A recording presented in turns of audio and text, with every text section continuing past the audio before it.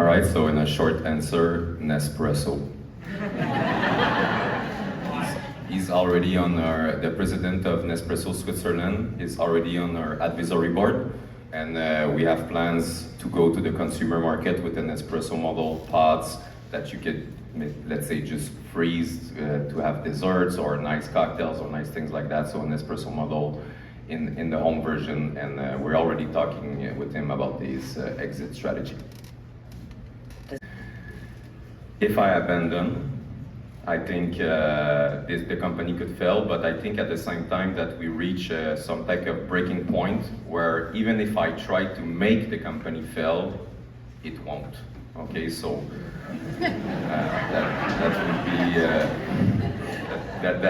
that would be number one. Number two would be another black swan event like the pandemic. Right now, our main markets are bar and restaurant, and you guys know that everything closed during the pandemic. We survived because we do a lot of R&D, and we were able to get help from the government to continue the R&D. But if another event like this happened, another black swan, I mean, I'm sorry, but I don't have any black swan preparation plan, so it would be the second reason. The question, who said no in our customers? So during the pandemic, and why?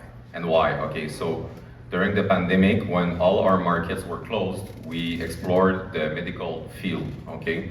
So we put the machines inside labs, and the lab people, they were like, oh my God, you saved my life. I don't have to use a bowl of liquid nitrogen anymore and dip it and freeze my fingers, okay? But the product was making condensation. So the lab people, they told us, you have a great solution. Can you make it without condensation? And I'm like, yeah, do you have $2 million? So that's the sum of the no's that we got. And in our niche market, which is restaurants and bars, the guys that said no were on the first version of the product, which was really big and really hard to use. So we got a couple of no's about that, but with this version, and I don't know if my salespeople are in the room somewhere, Frank and Mathieu. Oh, Frank, nobody said no to this product so far, so that's what it is.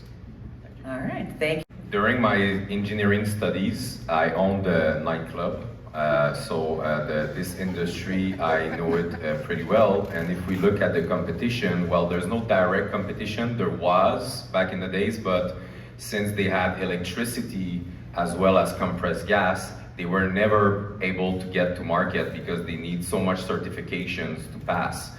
Our product has no electricity, so we're ready to market right now. And if we compare to all these indirect competition that you see in bars, restaurants, like the flavor blaster, the thing that put like smoke in your cocktail or things like that, those things are gimmicks. Our thing is a real creation tool, so that's why us. All right, cool. Acrylic. So basically the company has been practically bootstrapped since the beginning. So we're raising a really small round of 500K to do two things. Open an office in Toronto, because right now we already have demand there and we go deliver it over there and they pay the extra price. So being able to open an office in Toronto would make it just more competitive and flood the market over there. And the second thing is we want to get out of our niche market. We want to go after bigger chains like La Cage aux Sports, Saint-Hubert, and all those things. So with the 500K, we are really confident that we're going to make 6 million this year. All right, thank you very much. Question, because you don't even know what you're going to do tomorrow. But in 5 years for us, like, we're on the moon.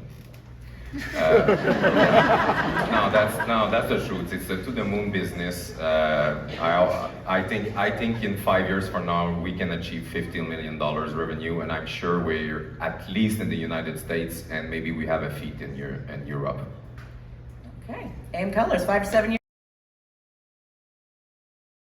Raise your hand in your mics, and then you are going to wait at this table right from here.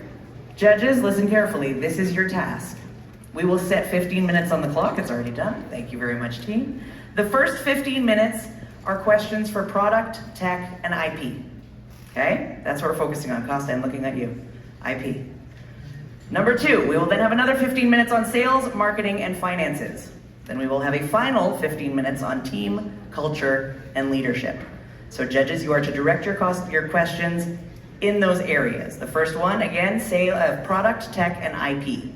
Think about your questions. And a huge round of applause, please, for our top 3, in no particular order. Hutzi Financial.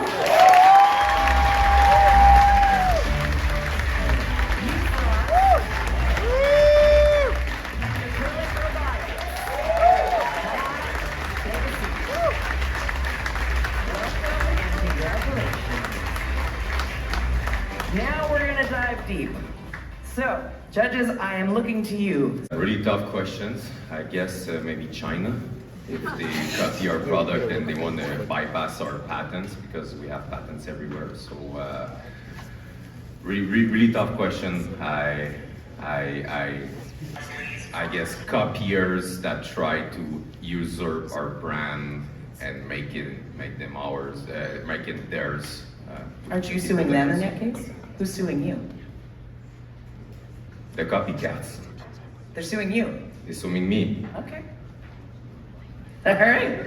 No, you're right. You're right. You want to go and I go after? Let me think about it. Yeah, tricky question. I have an answer. So, as I mentioned before, there was some direct competition before, and actually they are mentioned in our patent. So maybe those guys could sue us, but our patents are so solid. I mean, our patent lawyers invested in the company, you know. So yeah, they could sue us, but at the same point, like, I'm waiting for you. So. So maybe everybody here knows that, but for a patent to be granted, there's 3 criteria. It needs to be novel, it needs to be non-evident, and it needs to be useful. So in our first patent that we deposited early as 2016, we got 48 revendications, okay? So that means that we did the most general protection that we could get about the technology that we have. And at the same time, even if you want to illegally bypass that, good luck, because it's hardware and it's gas at the same time. So the simple fact that you don't have the right size of tubing or the right distance between the molds and the gas emitters would make a whole difference that would not make the product work. So we have, of course, legal barriers protection with the patent, but at the same time, the product as itself, I know it looks really simple, but if you dig deep into it, it's years and years of research. So good luck for copying us. Everybody satisfied with that answer? We've got time for one. So as I said earlier, right now we're raising 500 grand. Go to 6 million. So I think if I make a rule of 3, a rule of thumb, about 750 to $1 million will get us to $10 million revenue. Now the harder question is the 100 million mark. How do we get there? Well, I think we will need to exit the B2B market and get into B2C market, because that's what the bulk of the money is for a product. And I'm gonna go further on your question, if you want to get to the $1 billion mark, let's go to MedTech after that. All right, next up, go for it. I'm not sure I really get the question. How are you going to sell your product? Okay, so inbound leads, simple Google ads. Okay, so when we invest, let's say $100 in Google ads, we make around $2,000 to $3,000 in revenue. Okay, so that's for us, it's like a really good cost of customer acquisition that we have over there. And if we want to touch the business model a little bit, so we sell our machines, but also we do recurring revenue on the consumption of the CO2 that we make. And right now our establishments are consuming between 4 to 8 tanks per month. But this number is growing. And if we want to make grow that number, we have to do marketing to generate demand on premise, which we are not doing right now, and it's still growing. So the moment we start to do lead generation or demand generation on premise, like advise you guys where to go to get our machine and to get our experience, the sales are gonna really grow like this. Okay. Hudson Financial. Approach to go to the United States, actually we're planning to do it in mid 2024. It's going to be city by city, so we're going to open maybe New York first. We're looking at LA and Miami at the same time. So basically when we open an office over there, we start doing events that are related with the industry, so the buzz goes around. Then after, with some simple paid marketing, we generate the demand and we can flood the market. So the timing is that we do some paid marketing 1 month prior we open a city. Then we open the city, we do events for like 2 to 3 months, and then after we flood it with our UFROS Pro model for bars and restaurants. And all of this is planned for mid 2024. Last but not least, acrylic robotics. Good question. We've been thinking in 3 core values. The first one is honor. Keep your promises. You can fail, no problem, but just keep your face, all right? The second one is loyalty. And the third one is perseverance. If you have those 3 values, you're gonna stay with us ad vitam aeternam, as we say. And almost everybody in the company has some stock options. I want little entrepreneurs that take us to the moon. We're all in the same spaceship. Everybody is a part of the crew, and we're going to the moon. So every job, every moment, everything is important at UFROS for us. Good, okay, thank you. And let's see. I am. That was I'm a R&D guy. I'm an inventor. I want to discover the secrets of the universe. Right now, as a CEO, I'm doing a good job. I'm doing my job. Investors are happy, shareholders are happy, employees are happy, clients are happy, everybody's happy. Company's going like this. At one point, I will want to get to my true self. So, sir, if you want to come and do the CEO, no problem.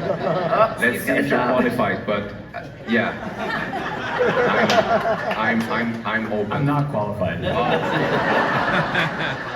All right, acrylic robotics. Are you the CEO for the long run? I wanted to stop the business and sabotage it. I could not right now. My team is autonomous. My team shares the same vision that I have, and we're all going to the moon. So if the captain dies, like every movie that you see that they're going and everything, well, the ship's gonna get there and come back to Earth anyways. Yeah. The question is, look to your left, look to your right. Who's taking over? Who's taking over your company? This guy. Walk me through it. It's not personal. I just had a little bit more time to speak with him, but I'm sure that if I have more time to speak with you, it will be equal.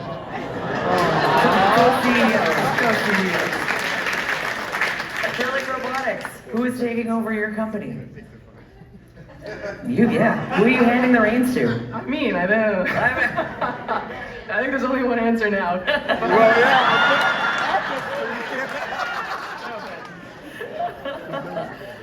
All right, Hudson Financial is going to be really busy as this budget. Who are you handing your reins to? You don't want to give them up, but who would you give them up to if you had to? Can I have 20 seconds? Yeah. Yeah. Thinking of the politically correct answer. Just so you say, you can't say both of us, because when there are 2 boss, there's no boss. I mean, having said that, Allison Taylor, who was on our stage yesterday, has a co-CEO partnership that works really, really well for her. I'm just saying. All right. The reason I would say Chloe is due to the manner that when asked if she would jump off the ship, she did not. She wouldn't. She would have CEO and COO. Okay. All right. Good answers. I have time for one more quick question. Does anybody have? Carrie, you got a final question. Or it's a great question. I just did a restructuration in the company, and the broken link was operations. So I replaced with some better qualified people, and it's not the fault of the people that were in place. It's just that you are at a certain point doing certain activities. Certain people can fill the job. You give the opportunity to step up with the company, but sometimes the company goes faster than the people. So what you need to do, and you have no choice to take the hard decisions and maybe replace the person at another role, but when you can't do it in a small team, you need to replace them. And I had to do it, and it breaks my heart, I know, but I had to do it in the last few months. All right. Jeremy Edberg, everybody. Thank you, Phil. I have the honor to announce the winner of the Best of the Fest prize. But first, all of us judges would like to thank everybody here, especially Catherine, and Becky, and Phil, and all the rest of the team that helped and made us comfortable, all the other people that helped us make this choice, and also the 175 plus pitches that we heard from you guys. So thank you all very much for kickstarting that whole process. And can I waste more time before we announce? Okay, so Stage, it's gonna be hard this to one keep up. time. No, I'm kidding. All right. Can I have a drum roll, please? The winner of the Best of the Best prize is Euphron.